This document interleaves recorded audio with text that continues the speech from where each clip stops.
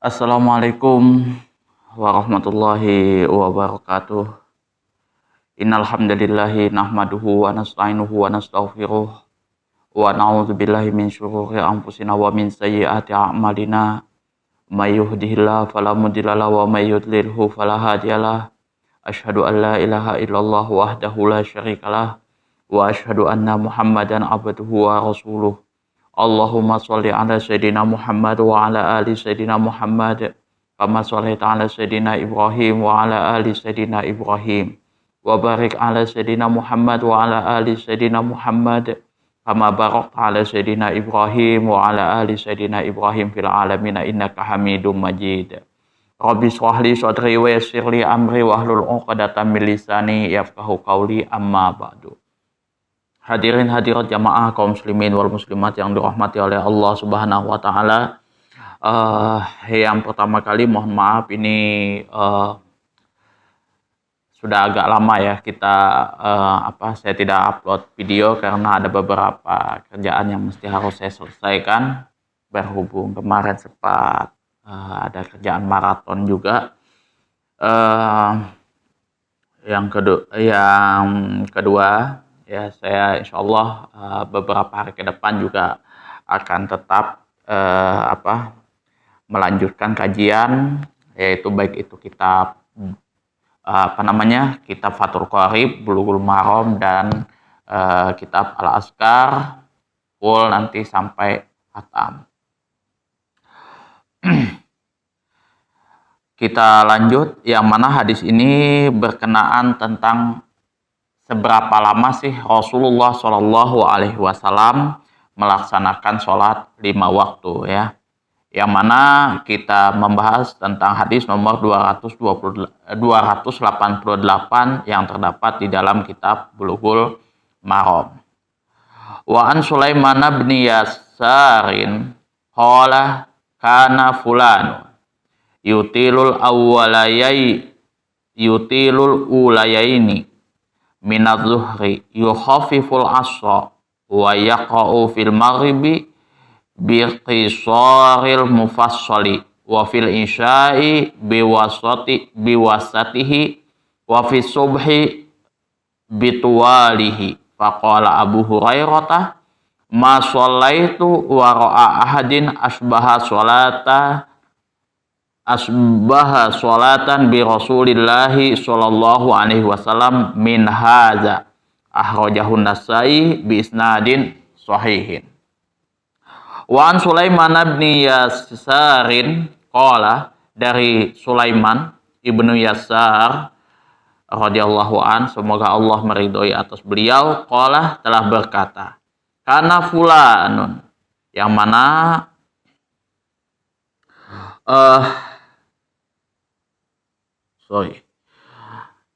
fulan di sini selalunya, karena fulan di sini selalunya yutilul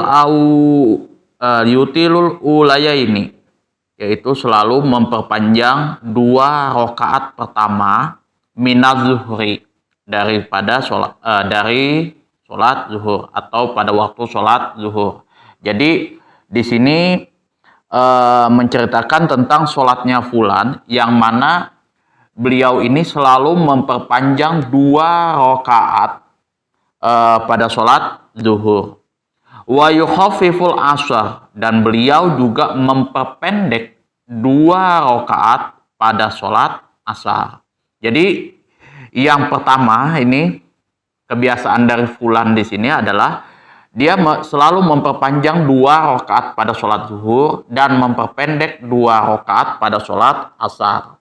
Wa yaqa'u fil maghribi biqisaril mufassal, yang mana beliau itu selalu juga membaca surah pada sholat maghrib itu biqisaril mufassal, surah-surah yang pendek. Di sini bisa kita bayangkan surah-surah pendek itu, katakanlah kita ambil surah-surah yang ada di juz 30. Kemudian wafil isya'i biwasatihi, Kemudian pada sholat isya tersebut beliau membaca surah-surah yang pertengahan panjangnya. Bisa dikatakan juz 30, juz 29 lah, katakan seperti itu. Wa fi subhi bituwalihi, dan pada sholat subuh itu beliau membaca surah-surah yang panjang. Wa qala faqala Abu Hurairah, maka Abu Hurairah di sini mengatakan, ma sholaitu wara'a ahadin, dan saya tidak pernah sholat wara'a ahadin di belakang seseorang, asbaha sholatan bi Rasulillahi sallallahu alaihi wasallam, yang mana lebih mirip sholatnya dengan Rasulullah sallallahu alaihi wasallam min hadza, daripada ini. Akhrajahu Nasai, hadis ini diriwayatkan oleh Imam Nasai bi isnadin sahihin, dengan sanad yang sahih. Jadi seperti ini ya gambarannya. Simpelnya itu gini. Dua rakaat pertama di sholat zuhur itu dia perpanjang. Ini dua rakaat semua ya. Dua rakaat pertama di awal ya. Jadi itu. Dua rakaat pertama untuk sholat zuhur itu dia membaca surah yang panjang itu. Tapi ini di dalam hati ya. Kemudian dan dia juga di sini memperpendek bacaan surahnya itu di dua rakaat sholat asar. Kemudian wa yaqra'u fil maghribi, dan membaca pula di sini surah itu ya di dua rakaat pada sholat maghrib, yang mana di sini surah-surah yang pendek. Nah, kemudian pada sholat isya itu dua rakaatnya itu membaca surah-surah yang agak panjang itu ya. Yang agak panjang itu pertengahannya ya. Jadi yang tadi surah-surah pendek, kalau isya ini pertengahannya. Kemudian kalau untuk sholat subuh, karena ini cuma ada dua rakaat saja, maka di dua rakaatnya itu beliau membaca ini surah-surah panjang. Kemudian pada waktu Abu Hurairah menyaksikan tersebut, ikut sholat tersebut, beliau mengatakan, saya tidak pernah sholat di belakang seseorang yang sholatnya itu lebih mirip daripada sholatnya Rasulullah Shallallahu Alaihi Wasallam.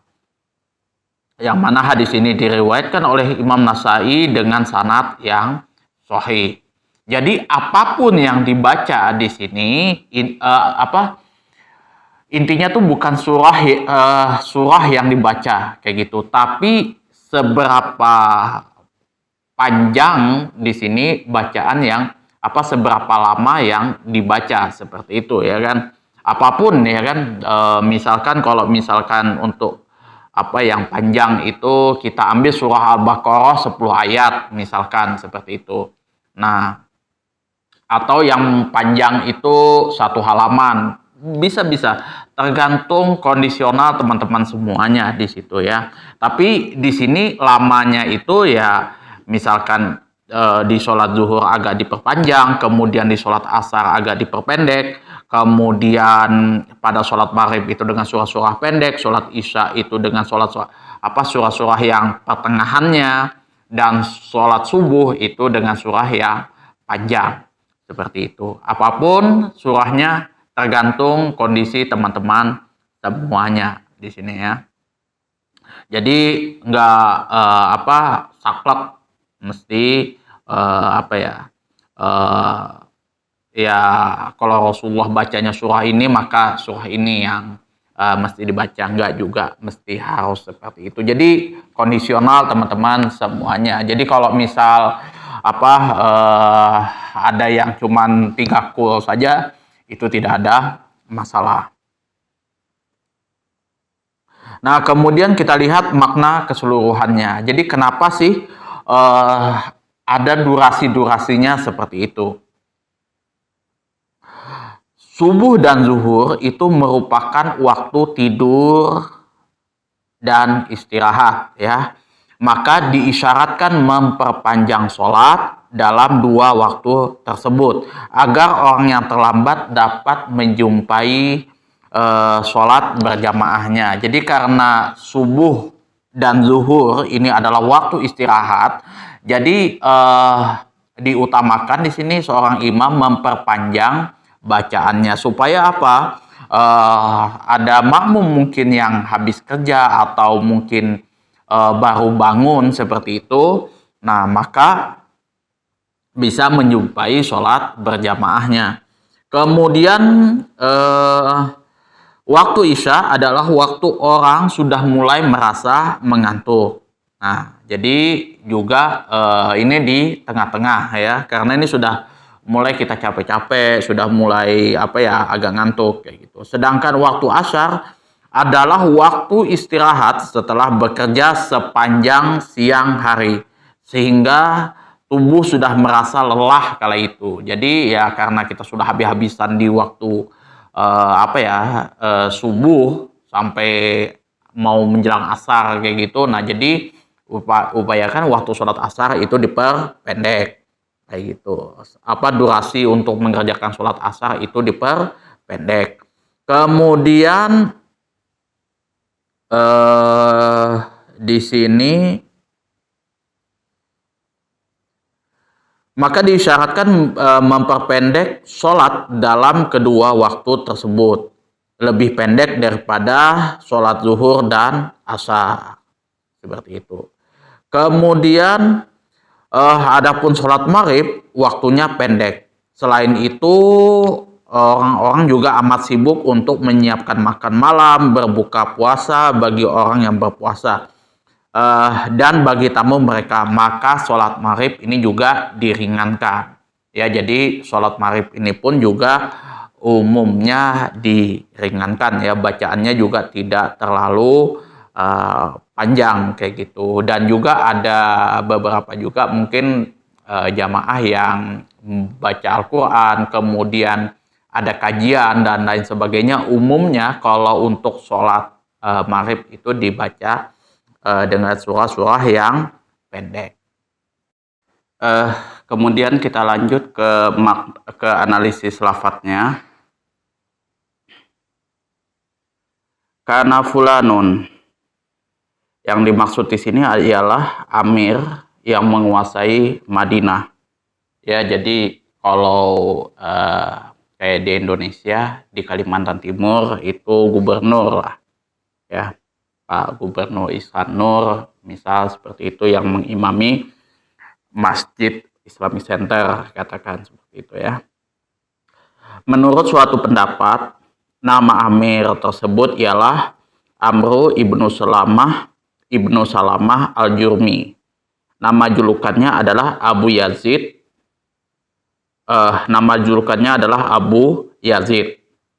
Nah, tetapi menurut pandangan yang lain adalah Abu Zaid. Jadi Amr ibnu Salamah al-Jurmi ini ada yang mengatakan nama julukannya adalah Abu Yazid, ada juga yang mengatakan nama julukannya adalah Abu Zaid. Nah, beliau ini mengimami orang-orang di kalangan kaumnya, sedangkan ia masih kecil ya. Jadi kalau orang zaman dulu memang masih kecil kayak gitu sudah bisa mengimami orang lain seperti itu. Karena jujur aja kalau orang-orang zaman dulu itu jarang kayak kita sekarang yang di umur 9 tahun itu kita masih bermain, masih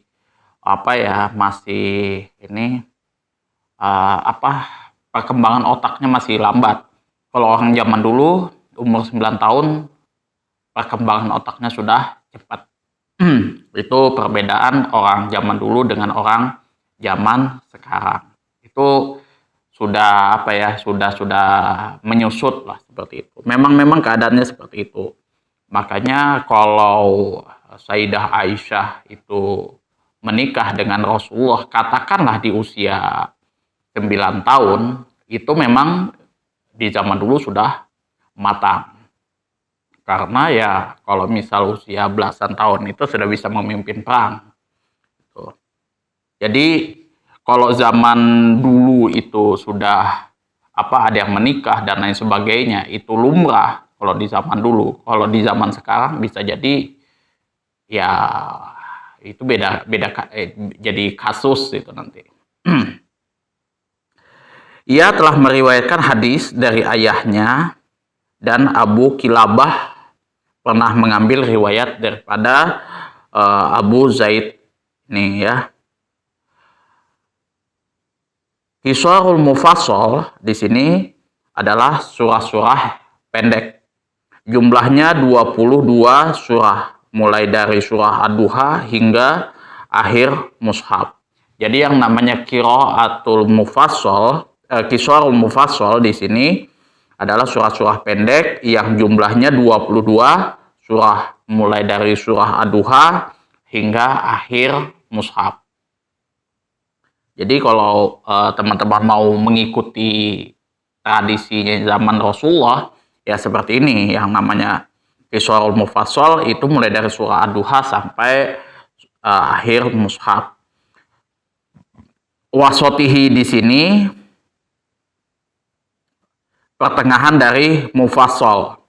Jumlahnya 13 surah.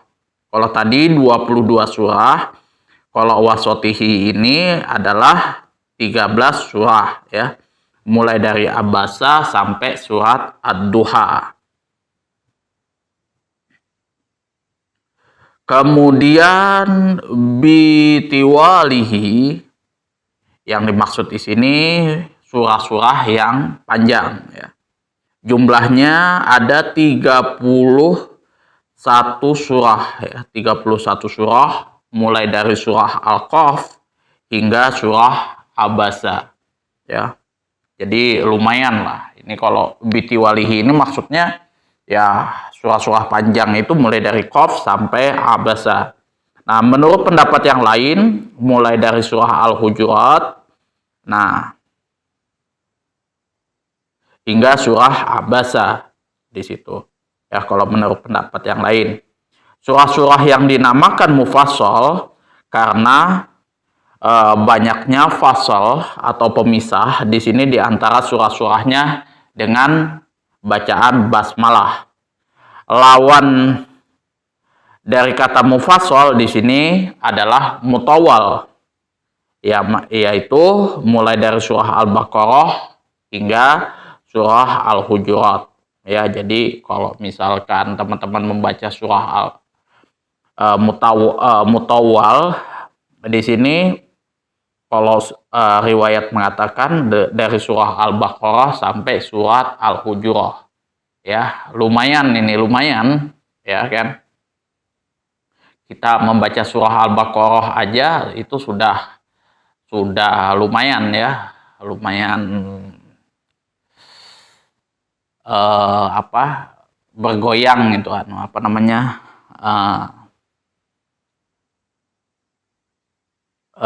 lintuhut lah kalau kayak lutut ya. Kalau orang Banjar itu lintuhut ya kan. Itu. Mengenai surah mufassal ini telah dinazamkan sebagian ulama secara ringkas melalui syairnya.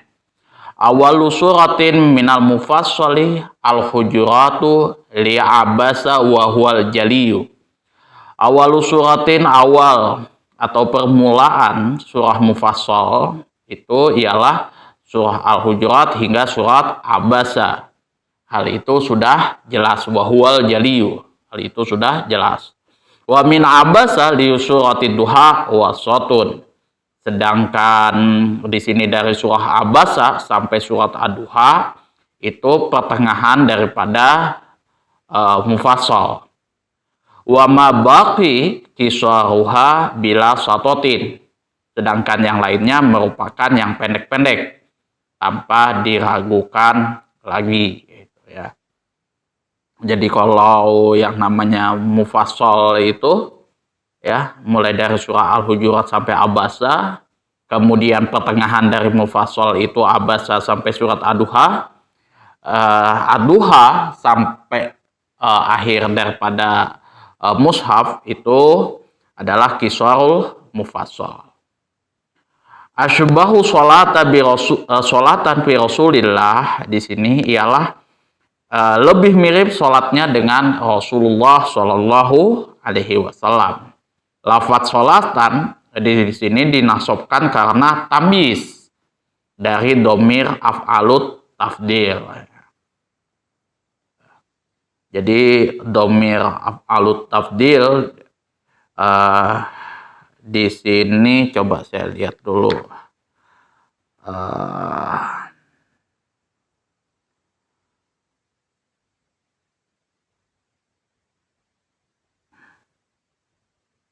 Asybahu sholatan bi Rasulillahi Shallallahu Alaihi Wasallam. Itu domir af'alut tafdil, yaitu asbahu ya. Asbahu itu domir af'alut tafdil ya. Kemudian sholatan itu jadi tamyiznya. Itu kalau kita teman-teman nanti bisa cek di dalam kitab-kitab ilmu nahwu ya. Mungkin ada syarah jurmiyah, itu nanti teman-teman bisa cek di situ tamyiz dari domir af'alut tafdil. Kemudian fikih hadisnya yang pertama, disyariatkan membaca surah mufassal yang panjang dalam sholat subuh dan sholat zuhur agar orang-orang dapat mengikuti sholat berjamaah. Sebab saat itu banyak orang yang terlambat karena baru bangun dari tidur dan baru istirahat ya. Jadi umumnya ya, kalau misal itu yang dilakukan di zaman Rasulullah Shallallahu Alaihi Wasallam itu subuh dan zuhur itu membaca surah mufassal. Ya, nanti teman-teman bisa cek itu mufassal seperti apa. Ya, kalau mufassal tadi Al-Hujurat sampai Abasa itu mufassal. Supaya orang yang baru baru istirahat siap-siap mengerjakan sholat zuhur itu dari pekerjaannya itu tidak ketinggalan. Kemudian yang kedua, diisyaratkan membaca pertengahan daripada surah Al-Mufassal dalam sholat Isya dan sholat Asar, karena waktu Isya adalah orang-orang sudah mulai mengantuk dan waktu Asar adalah waktu istirahat dari kelelahan bekerja sepanjang hari. Nah, kalau misal pertengahan daripada Mufassal ini mulai dari surat Al-Hujurat sampai surah Abasa. Kemudian yang ketiga, disyariatkan membaca surah mufassal yang pendek atau di sini biqasaril mufassal. Nah, dalam sholat maghrib, mengingat waktu maghrib itu sangat pendek dan waktu sibuk untuk menyiapkan makan malam bagi tamu dan hidangan untuk berbuka bagi orang yang sedang berpuasa. Jadi umumnya pendek ya kan. Kalau qisarul mufassal ini berarti 22 surah ya, mulai dari surah Ad-Duha sampai dengan akhir mushaf. Nah, itu ya. Jadi kalau teman-teman mau mengamalkan ini ya, ini bagus ya, karena ini jujur ini adalah amalan atau tradisi yang dilakukan di zaman Rasulullah Shallallahu Alaihi Wasallam. Tapi ini kondisional ya. Ini di zaman Rasulullah mungkin seperti ini keadaannya. Mungkin di kondisi teman-teman mungkin ada yang lebih ringkas lagi, itu tidak ada masalah. Ini ya durasi bacaan atau durasi membaca surah pada waktu sholat di zaman Rasulullah Shallallahu Alaihi Wasallam, lamanya seperti itu ya. Itu. Kemudian perawi hadisnya adalah Sulaiman ibnu Yasar al-Madani, bekas budak Maimunah. Dia ini termasuk salah seorang dari 7 fuqaha yang terkenal. Ya, Sulaiman ibnu Yasar al-Madani ini ahli fikih ya. Beliau ini telah meriwayatkan hadis dari Zaid bin Sabit, Sayyidah Aisyah, Abu Hurairah, dan Maimunah. Bekas tuannya adalah Makhul Qatadah, kemudian Az-Zuhri, kemudian Amr bin Shu'aib, yang mana salah. Ia juga telah meriwayatkan hadis dari Zaid bin Sabit, Sayyidah Aisyah, Abu Hurairah, Maimunah, dan juga bekas tuannya. Ya, tuannya ini ya Maimunah ini. Kemudian Makhul, Qatadah, Az-Zuhri, dan Amr ibnu Shu'aib telah mengambil riwayat daripadanya. Jadi berguru kepada Sulaiman ibnu Yasar al-Madani. Nah, Ibnu Sa'ad dan Imam Bukhari mengatakan bahwa beliau wafat pada tahun 107 Hijriah pada usia 73 tahun. Jadi 107 Hijriah, usia beliau ini 73 tahun. Ya, lumayan lebih lama daripada usia Rasulullah Shallallahu Alaihi Wasallam. Jadi itu tadi ya, lama bacaan surah di masa Rasulullah Shallallahu Alaihi Wasallam berdasarkan hadis yang diriwayatkan oleh Sulaiman ibnu Yasar al-Madani ya, itu. Jadi teman-teman di sini kalau mau mengikuti bacaan daripada ini silahkan ya, atau ada yang lebih ringkas lagi daripada ini juga tidak ada masalah. Intinya dikondisikanlah sesuai dengan kemampuan jamaah teman-teman ya, kayak gitu. Jangan sampai ada yang di sini lebih panjang mungkin lebih bagus daripada yang sebelah sana, itu juga tidak boleh. Itu semua kondisional saja gitu ya. Jadi mungkin kalau yang di kampung ini mobilitasnya lebih tinggi, waktunya juga lebih sibuk seperti itu, sehingga dia harus cepat seperti itu. Itu biasa. Kalau misal contoh sholat di bandara, itu ya umumnya surah-surah pendek, karena ya takut ketinggalan takut ketinggalan pesawat seperti itu. Nah, beda kalau misalkan yang kita bermukim tidak ada kesibukan lain kayak gitu kan. Nah, yang panjang-panjang itu juga tidak ada masalah.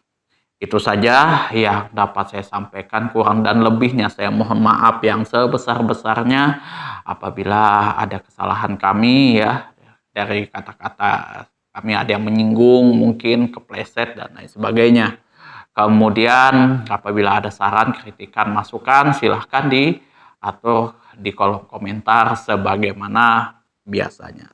Akhirul kalam, wabillahi taufiq wal hidayah. Assalamualaikum warahmatullahi wabarakatuh.